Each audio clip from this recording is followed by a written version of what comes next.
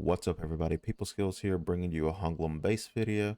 This guide is going to be to help new and returning players as well as anyone else who may be interested in the spot and hasn't grinded here yet. The target AP and DP for this video is going to be around 270 to 280 AP and around 315, 320 DP. Pretty much straight out of seasonal, just getting ready to go out into the big world of Black Desert and grind some of these mid-game spots. Honglim base being one of the best in the games, and one of the spots that many people are going to want to get to, but they might be a little bit confused on what the bare minimum is that they can take to this spot. Today we plan to answer those questions and give you a little guidance on how you can get here and be efficient. Alright, I hope you enjoy the video. If you do, like and subscribe, and leave a comment down below.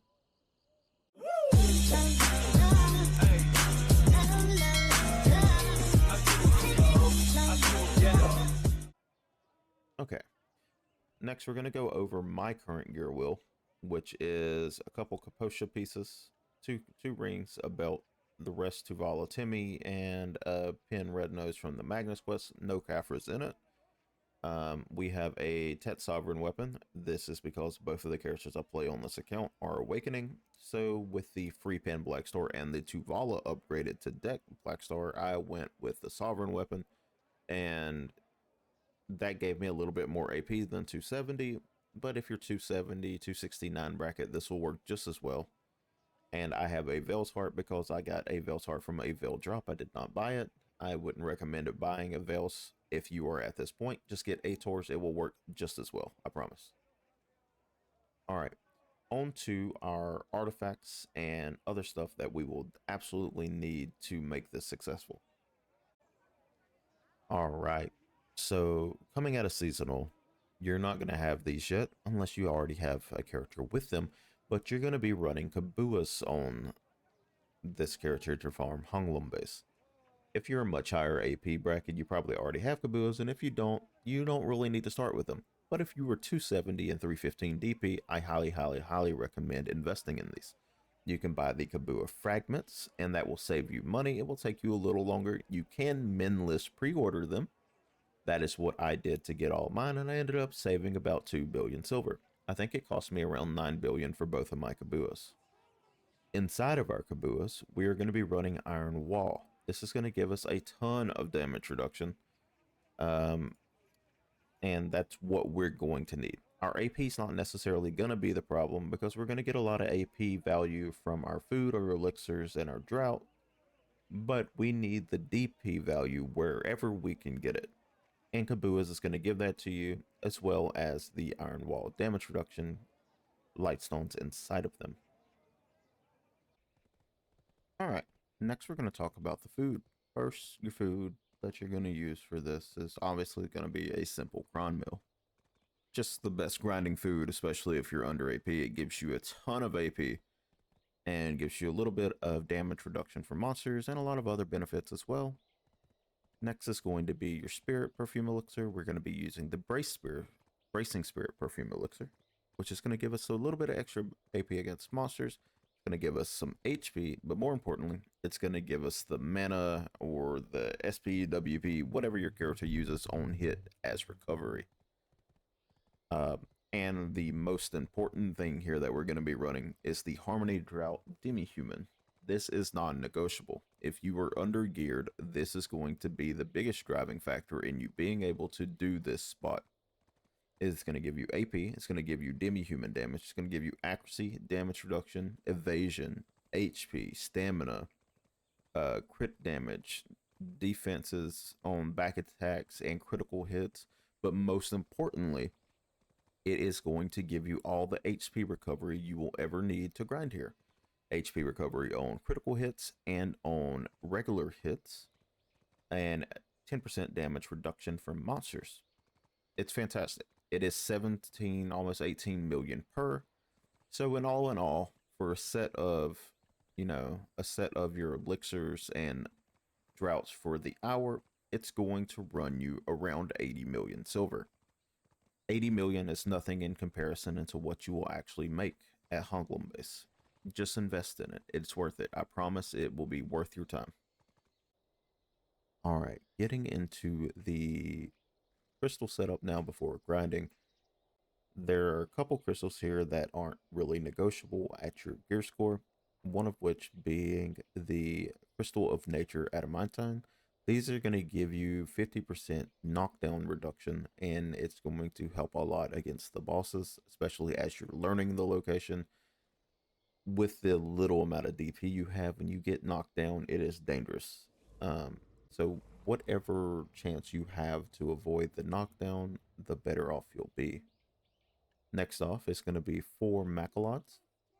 These are the base Macalods. This is going to give you some AP, some accuracy, some stamina, and some HP. Next, we have the max HP Infinity Crystals.